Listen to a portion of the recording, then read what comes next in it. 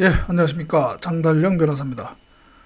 오늘은 최근 논란이 되고 있는 지금 현재 수감 중인 두 전직 대통령 특별 사면과 관련해서 이 이야기를 할까 합니다.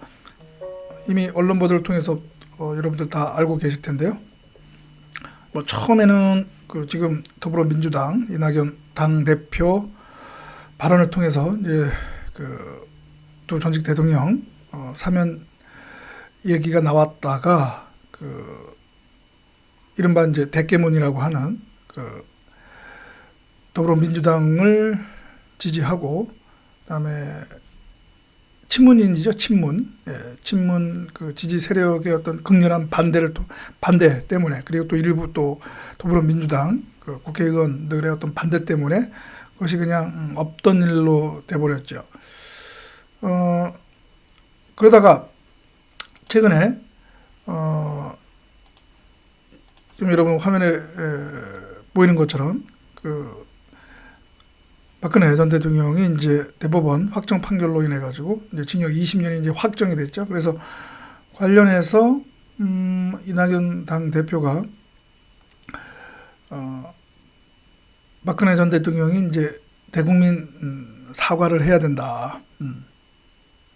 내가 국정농단을 해서 미안하다, 국민 여러분께 죄송하다라고 하는 이러한 대국민 사과를 해야 사면을 검토할 수 있다라는 하는 취지로 그런 얘기를 했었죠. 어제네요, 어제. 그래서 또 이게 이제 지금 논란이 되고 있습니다. 그런데 저는 여기서 조금 뭐라 그럴까요? 이게 과연 지금 이 논란에 우리가 또 한 측면을 볼 때 과연 우리 대한민국은, 많은 우리 국민들은 과연 우리 이 헌법에서 어떤 양심의 자유, 이거를 어떻게 보고 있는지, 이 양심의 자유에 대해서 전혀 개념이 없거나 또는 이것을 어떻게 보면 하찮게 여기는 것 아니냐라고 하는 생각을 지울 수가 없었습니다. 이 논란에서. 여러분 양심의 자유는 또 다 잘 아시죠? 우리 헌법에 여러 기본권이 있는데요. 그 중에서 절대적 기본권이라고도 얘기할 수가 있는 절대적 기본권에 가까운, 그러니까 인간의 어떤 그런 기본적인 인권으로서 이 양심의 자유가 다 인정이 되고 있고, 그다음 우리 헌법도 그래서 19조에 모든 국민은 양심의 자유를 가진다라고 규정하고 있죠. 이 양심의 자유, 이 기본권, 이것이 어떻게 보면 인간과 동물을 구별하는 것 중에 하나가 또 양심의 자유라고 저는 또 생각을 합니다. 이 양심이라고 하는 것, 그것이 인간과 동물을 구별하는 것이다. 그래서 이 독일 헌법재판소도 최고법원도 이 양심의 자유라고 하는 것은 개인의 권리이면서 이것은 헌법의 어떤 가치 결단적 원칙이다라고 얘기를 했습니다. 그러니까 기본권이자 하나의 원칙이라는 거죠. 헌법적 원칙. 그래서 모든 국가 활동은 이 양심의 자유 보호라고 하는 이 가치 기준에 따라서 이루어져야 되고, 이것이 존중이 되어져야 된다라고 판시를 했거든요. 우리나라 헌법재판소도 관련된 사건에서 이와 같은 취지로 다 판시를 하고 있습니다. 그래서 최근에는 이른바 양심적 병역 거부를 인정을 했고, 헌재에서 다 인정을 했죠. 지금 제 뒤에 나오는 사진, 이 사진이 뭐냐면 바로 1919년인가요? 영국에서 제1차 세계대전 때 이른바 이제 양심적 병역 거부자들, 좀 영어로 해서 좀 죄송한데요, conscientious objector, 그 사람들 지금 사진입니다. 예. 그래서 영국에서는 1910년대에 우리나라로 따지면 이제 병역법이 이제 시행이 됐는데, 그때 이 양심적 병역 거부에 대해서 규정을 했었단 말이죠. 1910년대에서도 이런 양심의 자유를 인정을 하고 이거를 보호를 하고 있었단 말이죠.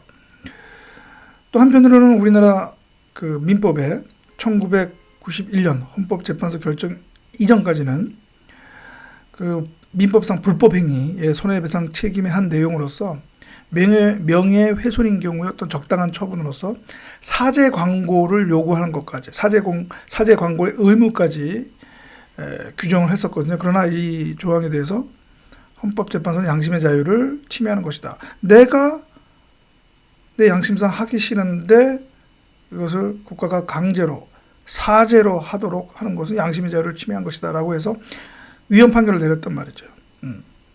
그러니까 이렇듯 이 양심의 자유라고 하는 것은 정말 중요한 한 것이죠.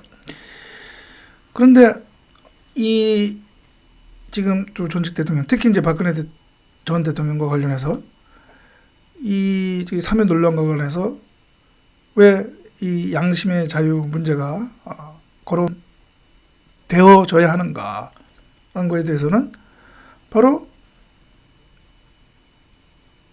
이낙연 당대표가 그리고 일부 세력이 사면이 이루어지기 위해서는 박근혜 대통령의 대국민 사과가 있어야 된다라고 요구를 했기 때문에 그렇다는 거죠. 이것은 결국 이것이 바로 박근혜 전 대통령의 양심의 자유를 침해하는 것이죠. 네. 이른바 십자가 밝기다라고 얘기할 수 있는 것이죠.